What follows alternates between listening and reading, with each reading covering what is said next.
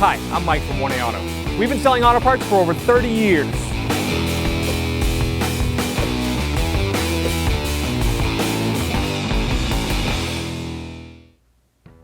Hi everyone, Sue here at 1A Auto, and today on our 03 Tundra we're going to show you how to check your coolant level in your overflow tank and when not to check your radiator fluid out of the hot tank.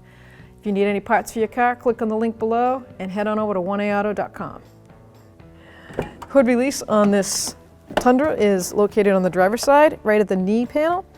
Has a picture of the hood. Pull on the cable. So the safety latch is located to the left of the symbol. You'll feel the lever right there. You push up on it, lift your hood up.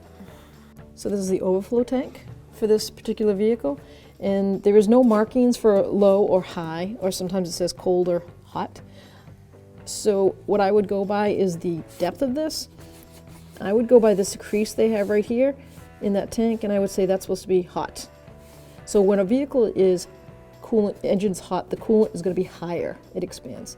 And when it's cold, it's going to be down low. So if this vehicle has been sitting for a long time and it's down here, that's perfect. That's right where it should be. Don't add. If it's empty, the tank is empty, you need to add, and more than likely you have a leak. Only open the radiator cap when the engine has been sitting for several hours and is cold. Push down and twist. It's got these notches, and lift up. If you look in there, the fluid is red, and that is a factory color for this vehicle, and it looks nice and clean. You can use a hydrometer tester to test that, but on this particular model, we're doing a visual test. Thanks for watching. Visit us at 1AAuto.com for quality auto parts, fast and free shipping, and the best customer service in the industry.